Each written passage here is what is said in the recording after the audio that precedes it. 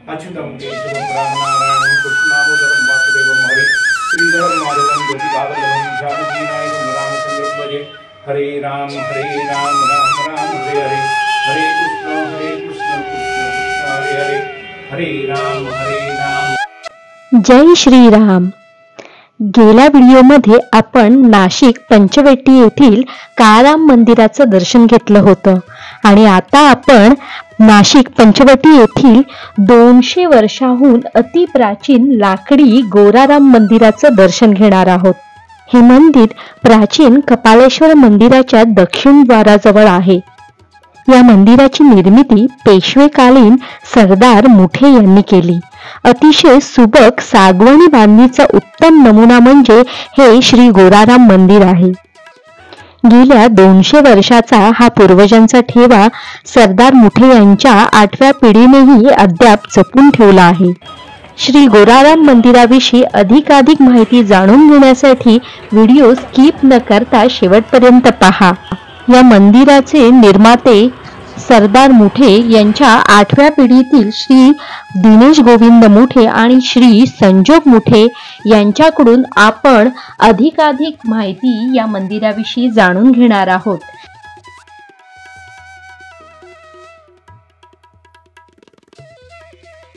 मंदिराच्या आवारात प्रवेश करताच इथल्या स्वच्छतेमुळे मन प्रसन्न तर होतच, पण सोबतच प्राचीन जुनं लाकडी मंदिर आपल्याला 200 वर्षापूर्वीच्या काळाची अनुभूती देतं।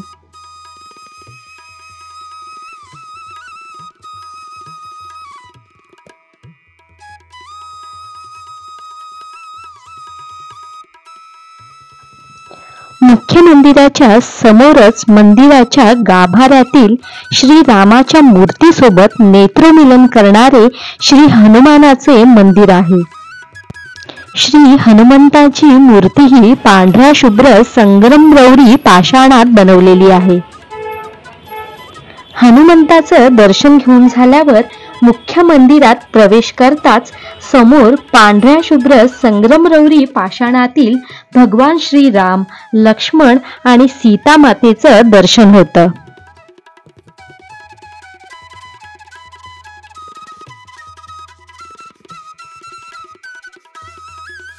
या मंदिराचा सभा मंडपही किती सुंदर आणि सुबक आहे पहा।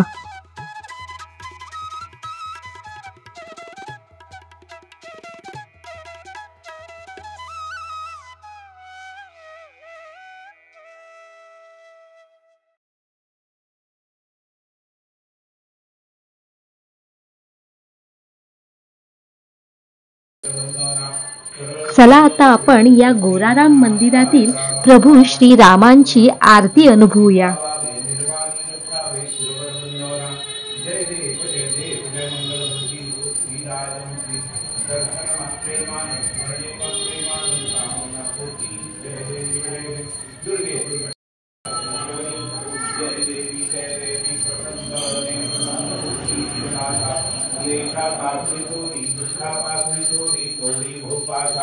अंबे तुझवातून कोण करील आशा, नरहर कल्लीन धारा पजपंकजलेशा। जय देव जय श्री शंकरा हो स्वामी शंकरा।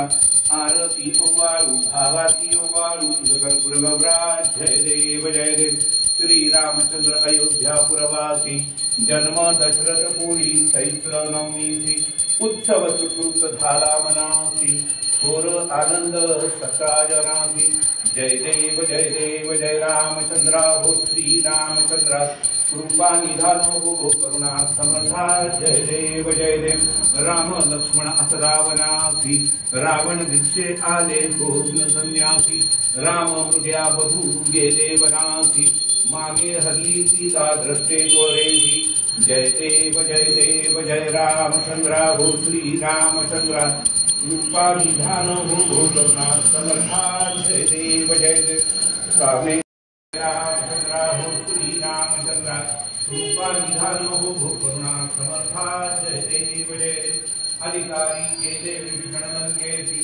सीता घेऊन आले अयोध्यापुरासी। थोर आनंद सकळा जनासी।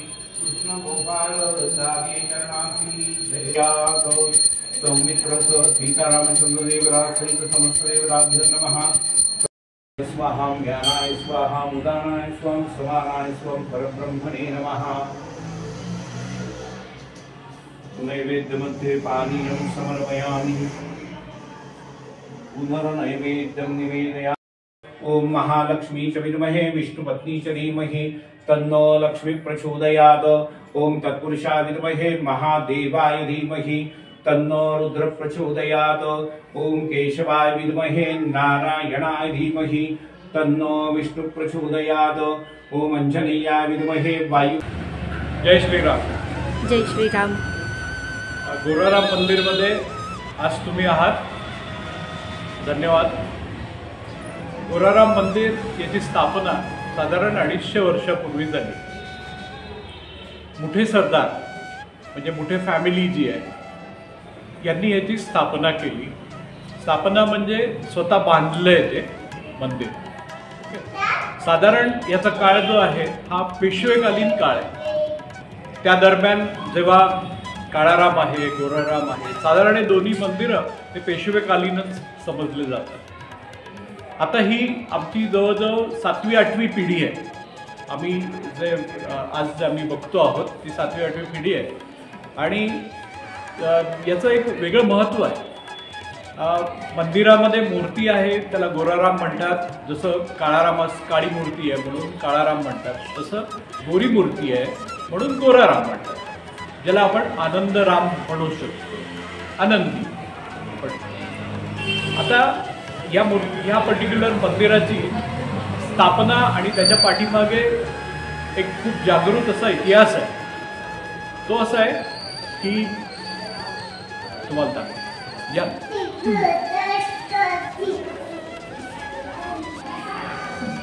इथे जे समाधी तुम्हाला दिसतीये इथे माझ्या आजोबांची समाधी आहे।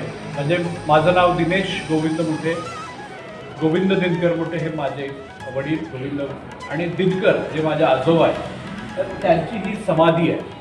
तर त्यांनी चतुर्थ आश्रम घेतला होता आणि समाधी त्यांची इथे आहे। अतिशय जागृत समाधी समजली जाते।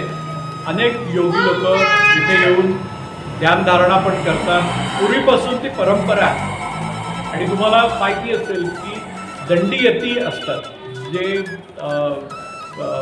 संन्यासी असतात त्याच्यामध्ये दंडी, जसे शंकराचार्यांचा एक दंड असतो बघा नेहमी असतात, तर दंडीयती जे असायचे त्यांचं नेहमी वास्तव्य आमच्या मंदिरामध्ये व्हायचं नाशिकमध्ये। आणि या मंदिरामध्ये त्याच्यासाठी अन्नछत्र होतं आणि जे संस्कृत शिकणारे मुलं आहेत ते जे नाशिकला येतात, जे गरजू असतात त्यांच्यासाठी आपण एक छोटेखानी त्यांची राहण्याची आपण व्यवस्था करत होतो, अगदी कमीत कमी येतो, अशी याची परंपरा आहे। दुसरं हे जे मंदिर आहे विष्णूचं मंदिर आहे, विष्णू भगवानाचं किंवा सत्यनारायण जे आपण पूजा करतो ते जे विष्णू आहे त्याचं हे मंदिर आहे। अतिशय सुंदर मूर्ती आहे। ही मूर्ती अतिशय सुंदर मूर्तीमध्ये गणली जाते। याच्या पुढे जी समाधी आहे ती हे दिनकरजी म्हणून माझे जे आजोबा आहेत त्यांचे वडील गणेश, म्हणजे दिनेश गोविंद दिनकर गणेश रघुनाथ, हे जे गणेश रघुनाथ मोठे म्हणून त्यांची समाधी आहे। अच्छा। तर त्यांची समाधी आहे, मग त्याच्याबरोबर मंदिर बांधलं। अच्छा। ते हे विष्णू मंदिर। आता आपण रामाचे इथे तुम्ही समाधी, ही जी समाधी तुम्हाला दिसते जिथे पिंड आहे ती आहे पुन्हा गणेश रघुनाथ। आता आपण बघितली रघुनाथ भिकाजी बात, तर भिकाजी म्हणून जे आमचे पुरुष आहेत पूर्वज त्यांचे ही समाधी आहे। आणि मग तिथे गोरारामाच्या मूर्तीची स्थापना झाली। अच्छा। अशी याची वास्तव्य। हा सगळीकडे आता तुम्ही जर पंचवटीमध्ये कुठेही तुम्ही गेलात तर रामाचं वास्तव्य इथे आहेच आणि अनेक विभूती इथे वास्तव्य असतं. नॉर्मली चातुर्मास्यामध्ये जे दंडी यती असतात ते पूर्वी यायचे, आता दंडी यतीच जास्ती नाही आहेत त्यामुळे येत नाही चातुर्मास्यात. आणि अनेक मोठमोठे गणमान्य व्यक्तींनी आजपर्यंत इथे व्हिजिट दिली आहे. आणि पुरातत्व विभागाने सुद्धा हे मंदिर अगदी त्यांनी येऊन सांगितलेलं आहे की नाशिकमध्ये 2 खूप सुंदर मंदिरं आहेत. ते म्हणजे एक लाकडी जे आहे गोरेराम आणि दगडी जे आहे ते काळाराम. अतिशय स्वच्छ मेंटेन केलेल्या मंदिरांमध्ये या मंदिराची गणना होते. हे जे लाकूड आहे, हे जे तुम्ही लाकूड बघताय किंवा तुम्ही आता बाहेरून जर बघितलं तर एक गेरूसारखा एक कलर आहे. तर तो कलर आहे. हा पूर्वी जो कलर होता त्याला आपण बदलून त्या प्रकारचा कलर केला, कारण गेरूचं करता येत नाही. तर ह्याला दर 3-4 वर्षांनी, ज्याला आपण बेल्टेन म्हणतो किंवा वॉर्निश म्हणतो, तर याचा आपण लेप देत असतो. हे पूर्ण मंदिर पुन्हा स्वच्छ केलं जातं, पुन्हा घासून आणि पुन्हा त्याच्यावर लेप दिला जातो. त्यामुळे लाकूड सडत नाही किंवा लाकूड खराब होत नाही. त्यामुळे आजही तुम्ही बघाल 250 वर्ष झाले तरी अजून कुठेही तुम्हाला खराब झालेलं दिसणार नाही आणि वेल मेंटेन. हे जे आम्ही मेंटेन करतो असं नाही आहे, हे राम आम्हाला देतो आणि रामाची इच्छा आहे म्हणून आम्ही वारसा आम्ही चालवतो. खरंय. आणि ही तुमची विनम्रता आहे आणि ह्याच्यामुळेच तुमचं मोठेपण यात दिसून येतं. तुम्ही श्रेय हे देवाला देताय. म्हणून कसं आहे माहितीये, एकाने करणं वेगळं आणि अख्ख्या फॅमिलीनी करणं वेगळं. खरंय. जसं संजय मुठे माझा पुतणे आहे. अच्छा. हे सगळ्याच व्यवस्था मॅडम, हे मंदिराची जी व्यवस्था आहे म्हणजे व्यवस्था आणि पूजा, तर आमच्या घराण्यातले सगळे म्हणजे हे काका आहेत माझे, तर माझे 3 भाऊ, एक पुतण्या, असं म्हणून आळीपाळीने त्याची पूजा होत असते. अच्छा. रोजची पूजा, नंतर एकादशीला महाअभिषेक असतो, पंचामृत अभिषेक वगैरे. अच्छा. नंतर एकादशीच्या अभिषेकानंतर नवीन कपडे वगैरे घातले जातात, सजावट वगैरे केली जाते. अच्छा. आणि हे आम्हाला एक कृपाछत्र लाभलेलं आहे. नंतर रामनवमीचा उत्सव असतो आमच्याकडे.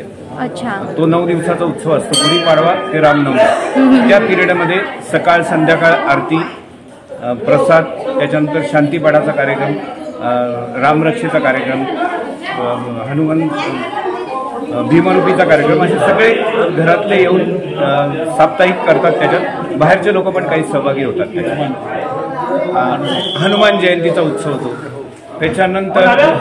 त्याच्यानंतर इथे आल्यानंतर लोकांचा अनुभव असा आहे की त्यांना खूप आत्मिक शांती मिळते इथे.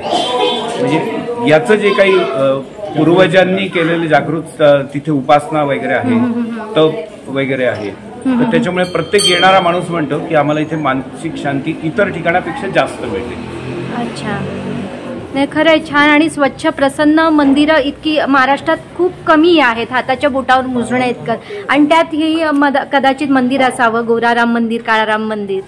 आता तुम्ही बघितलं असेल तर हे जे लाकडी स्ट्रक्चर आहे हे पूर्ण आम्ही त्या स्थितीत मेंटेन केलेलं आहे, जसं 200 वर्षापूर्वी होतं तसं. आणि याला कुठलाही ऑइल पेंट वगैरे न देता ते मेंटेन केलंय. अच्छा. आणि याच्यासाठी सगळेजण आम्ही एफर्ट्स घेत असतो कायम. Thank you sir. थँक्यू. तुम्ही खूप छान माहिती आम्हाला दिली. ट्रॅव्हलॉग डीपली कडून तुमचे मनापासून खूप खूप आभार. चॅनलसाठी शुभेच्छा. Thank you sir. श्री गोराराम मंदिराविषयी या व्हिडिओमध्ये मिळालेली माहिती तुम्हाला कशी वाटली मला कमेंटमध्ये नक्की सांगा. व्हिडिओ आवडल्यास लाईक करा. चॅनेलला जर सबस्क्राईब केलं नसेल तर सबस्क्राईब करा आणि शेजारी जो बेल आयकॉन आहे त्यावरही क्लिक करा, म्हणजे मी नेक्स्ट व्हिडिओ कधी अपलोड केला आहे हे तुम्हाला लगेच समजेल. पुढच्या व्हिडिओमध्ये नाशिक पंचवटीतील आणखीन काही सुंदर मंदिराचं दर्शन घेणार आहोत. तोपर्यंत जय श्रीराम.